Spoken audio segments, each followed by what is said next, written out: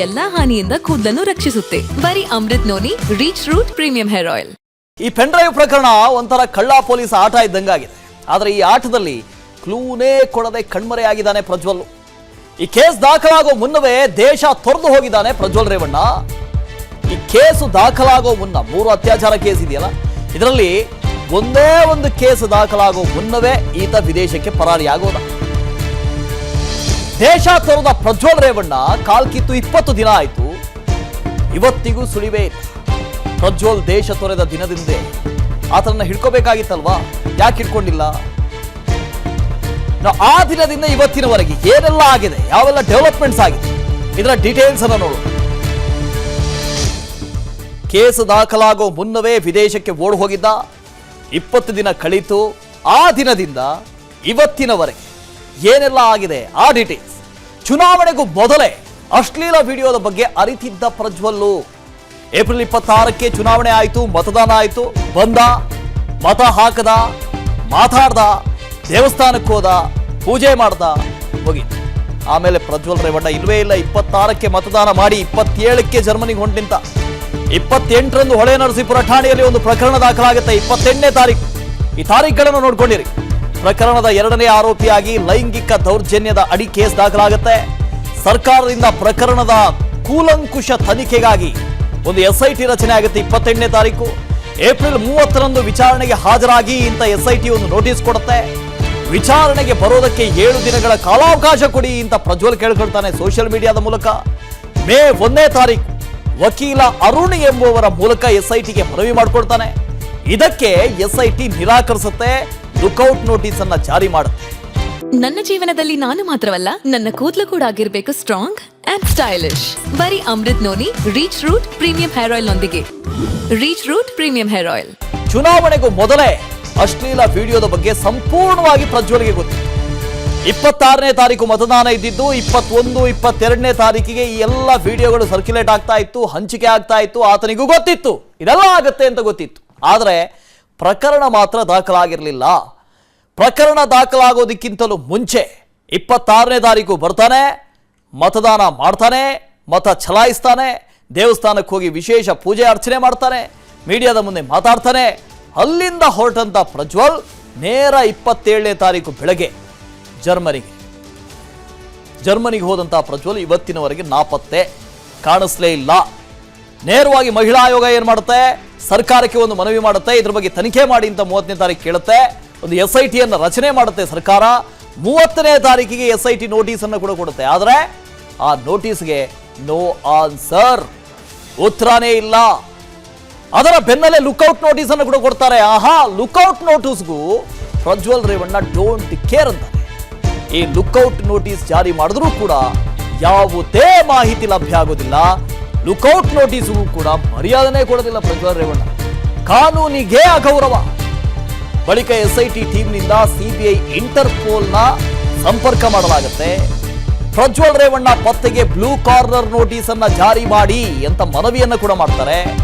2 ದಿನಗಳ ಬಳಿಕ 196 ದೇಶಗಳಿಗೆ ಬ್ಲೂ ಕಾರ್ನರ್ ನೋಟಿಸ್ ಅನ್ನು ಜಾರಿ ಮಾಡ್ತಾರೆ. ಬ್ಲೂ ಕಾರ್ನರ್ ನೋಟಿಸ್ ಜಾರಿಯ ಬಳಿಕ ಪ್ರಜ್ವಲ್ನ ಬಗ್ಗೆ 2 ಸುಳಿವು ಸಿಗುತ್ತೆ. ಏನಿದು ಬ್ಲೂ ಕಾರ್ನರ್? ಇಲ್ಲಿರುವ ತನಿಖಾ ಏಜೆನ್ಸಿಗಳು ಆ ದೇಶಗಳಲ್ಲಿರುವ ತನಿಖಾ ಏಜೆನ್ಸಿಗಳಿಗೆ ಒಂದು ನೋಟಿಸ್ ಕೊಡುತ್ತೆ. ಅಲ್ಲಿ ನಮ್ಮ ಅಕ್ಯೂಸ್ಡ್, ನಮ್ಮ ಆರೋಪಿ ಅಲ್ಲೆಲ್ಲಾದ್ರೂ ಪತ್ತೆ ಆದರೆ ನೀವು ನಮಗೆ ನೇರವಾಗಿ ಮಾಹಿತಿ ಕೊಡಿ ಅಂತ ಕೇಳ್ಕೊಳುತ್ತೆ. 2 ಕ್ಲೂಗಳು ಸಿಗ್ತವೆ, 2 ಸುಳಿವುಗಳು ಸಿಗ್ತವೆ. ಫ್ಲೈಟ್ ಜರ್ನಿಯನ್ನ ಬಿಟ್ಟು ರಸ್ತೆ ಮಾರ್ಗವಾಗಿ ಜರ್ಮನಿಯನ್ನ ತೊರೆದಿದ್ದಾನೆ ಅನ್ನೋ ಮಾಹಿತಿ ಸಿಗುತ್ತೆ ಇಂಟರ್ಪೋಲ್ಗೆ. ಎಲ್ಲಿ ಹೋದ ಅಂತ ಇಂಟರ್ಪೋಲ್ ಸಹಾಯದಿಂದ ಹುಡುಕಾಟ ಮಾಡ್ತಾರೆ. ಈ ಮಧ್ಯೆ ಮೇ 14ರಂದು ಆಸ್ಟ್ರಿಯಾ ದೇಶದ ವಿಯೆನ್ನಾದಲ್ಲಿದ್ದಾನೆ ಅನ್ನೋ ಮಾಹಿತಿ ಕೂಡ ಸಿಗುತ್ತೆ. ಇಷ್ಟೆಲ್ಲ ಆದ್ರೂ ಅಣ್ಣ ಮಾತ್ರ ನಾಪತ್ತೆ. SK ಮಂಜುನಾಥ್ ಇದ್ರ ಬಗ್ಗೆ ಡೀಟೇಲ್ಸ್ ಅನ್ನು ಕೊಡ್ತಾ ಹೋಗ್ತಾರೆ. ಫೋನದಲ್ಲಿ ಜಾಯ್ನ್ ಆಗ್ತಾರೆ. Manjunath, good morning. 20 ದಿನ ಕಳೀತು. 20 ದಿನ 5 ಗಂಟೆ 36 ನಿಮಿಷ, ಈಗ 37 ನಿಮಿಷ ಆಯಿತು. ಆದ್ರೂ ಪ್ರಜ್ವಲ್ ರೇವಣ್ಣ ಮಾತ್ರ ನಾಪತ್ತೆಯಾಗಿದ್ದಾನೆ. ಏನ್ ಕತೆ, ಎಲ್ಲಿದ್ದಾನೆ, ಅವನ್ನ ಹುಡುಕೋದಕ್ಕೆ ಏನ್ ಪ್ರಯತ್ನ ಆಗ್ತಾ ಇದೆ? ವಾಸುದೇವ್, ಎಲ್ಲರಿಗೂ ಗೊತ್ತಿರೋ ಹಾಗೆ ಏನು ಪೆನ್ ಡ್ರೈವ್ ಪ್ರಕರಣದಲ್ಲಿ ಹಾಸನ ಸಂಸದರಾಗಿರ್ತಕ್ಕಂಥ ಪ್ರಜ್ವಲ್ ರೇವಣ್ಣ ನಾಪತ್ತೆಯಾಗಿ ಇವತ್ತಿಗೆ ಬರೋಬ್ಬರಿ 20 ದಿನ ಕಳೆದಿದೆ.